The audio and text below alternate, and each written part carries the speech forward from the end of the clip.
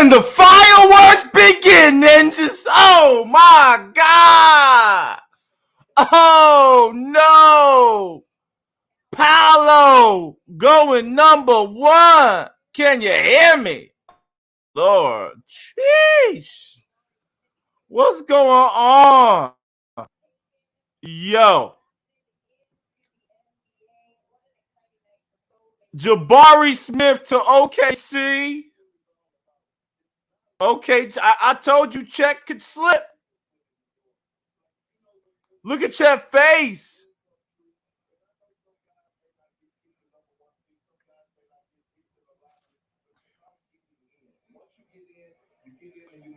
This shit is crazy, yo. They rolling right now. This is nonstop.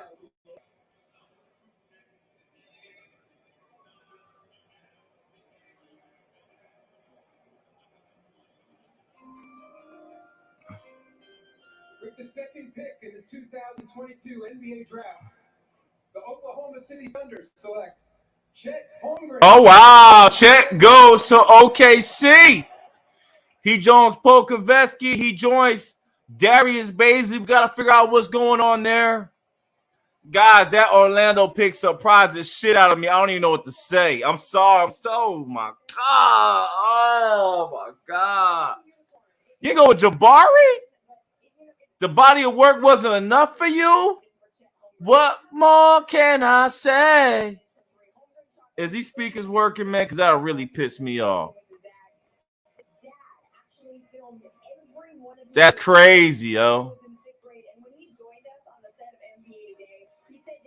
That's crazy. Well, I see no sound coming through here.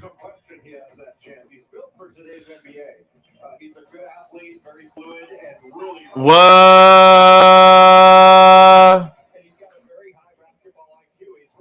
Are any of these motherfucking mics on? He's not a center. He's not a low post guy. He is a perimeter player. You can see he's got a turnaround jumper. He's got a fadeaway. He's got that little jerk move. They already got two long laws. Now they got three of these niggas. Darius Bazley, Chet. There's been only three guys that have done that in the last 25 years. And clearly he can move his feet. He keeps his body away from big, strong offensive players that like to get into his chest. He can operate and pick and roll both as a screener and as a ball handler. He's the total package with open court ability. And I think he's very well suited for today's NBA. Crazy, yo. Crazy. If y'all watching live. Well, I tell you, if Giannis Antetokounmpo and Kristaps Porzingis had a baby, they'd get Chet Holmgren. Oh, man. Let me do my haircut, bro. When you think about it, he's a combination of the two. When I look at him, I see the Kristaps Porzingis in him. A big that's able to stretch the nice post. 15-footer. When you put him in a pick and roll, he can mix it up. Pop to the three, and guess what? He shoot lights out. When I look at him far as at the Giannis aspect, attack it downhill, take it up space.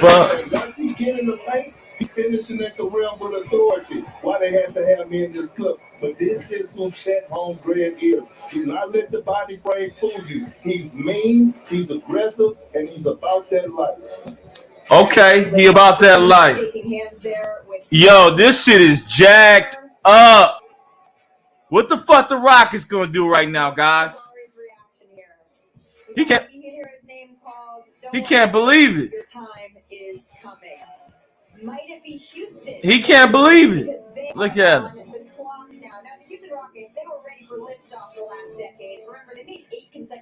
I mean, Houston got to go with Jabari, but like damn. I got to play with Jalen Green and Kevin Porter. They'll get you the ball, man. Don't worry about it, baby. Them guys will get you the ball. Don't worry. My boy, they'll get you the ball, man. Let me do my haircut, yo. Man, they'll get you the ball, homies. Oh, my God. You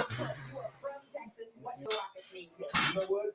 They need Jabari Smith Jr. I think, you have a piece of Jalen Green, who they drafted last year, a guy that finished the season strong. If you compare him up with a Jabari Smith Jr. Yeah. The future is bright for the Houston Rockets. You have your foundation. We heard Adam Silver talk about the Golden State Warriors and how they built their dynasty and built their house through the draft. The Rockets have an opportunity tonight to continue to build their house through the draft. And they're getting a number one pick. I mean, there are 3 number one picks in this draft. If Right. Oklahoma City had the number one pick, I think they would have taken home their number one. And clearly Orlando got who they wanted. And Houston's going to get a number one caliber pick if they decide to take Jabari Smith Jr. He's NBA ready. You've been high on him for quite some time. As we've been chatting over the last couple of days, you have had so many good things to say about him. What makes you so confident? Well, I don't think I'm the only one. I mean, he's an elite jump shooter and a guy who's 6'10".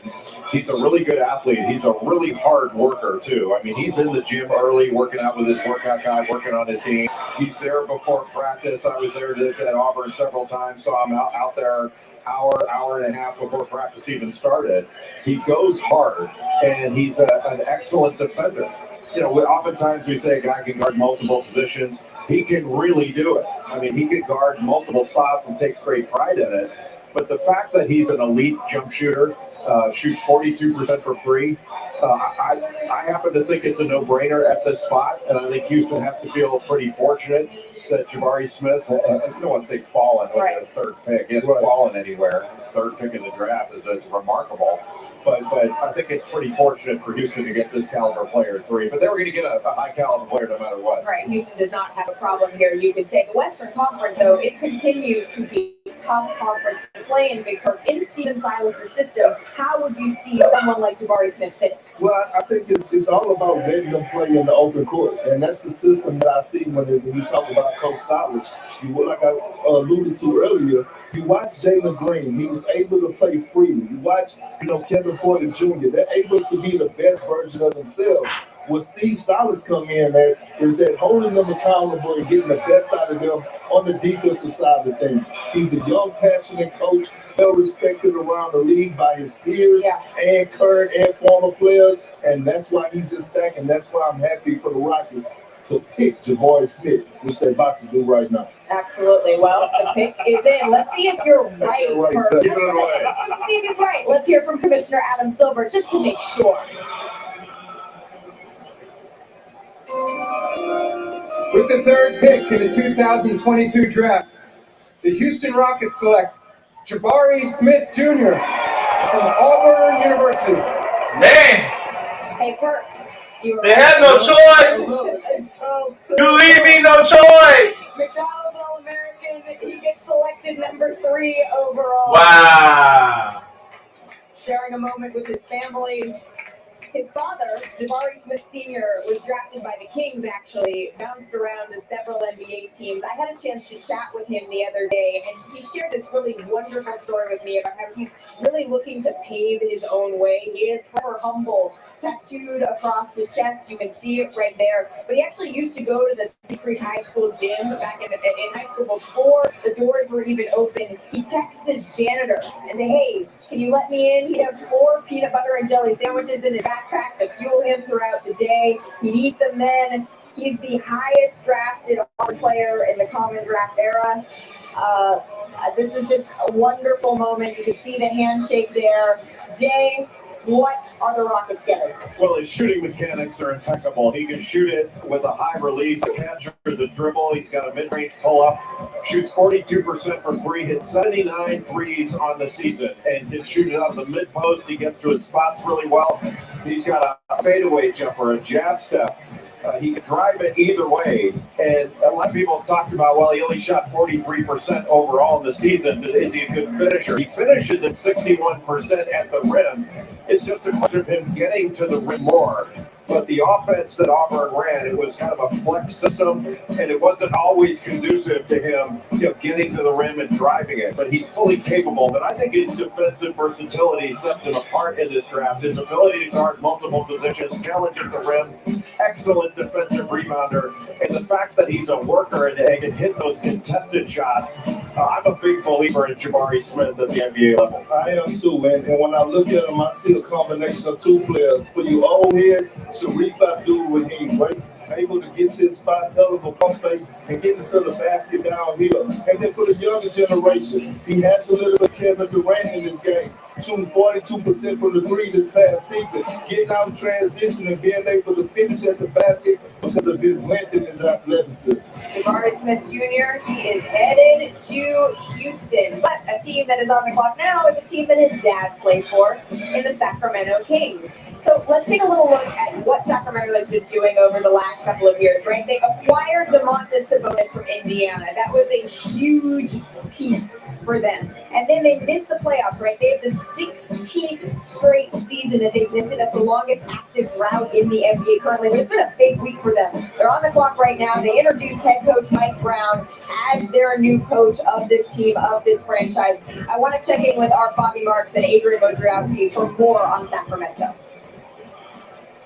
Well, Malika, Sacramento Kings, they're focused on Iowa's Keegan Murray here at number 4. There's a lot of expectation that this is a spot where Jaden Ivey would go in this draft. And now the possibility of Ivey dropping down to number 5, the Detroit Pistons. There were a number of trade discussions. Sacramento and teams all up and down the lottery. But hey, I'm doing my hair. Yo. Can y'all hear me?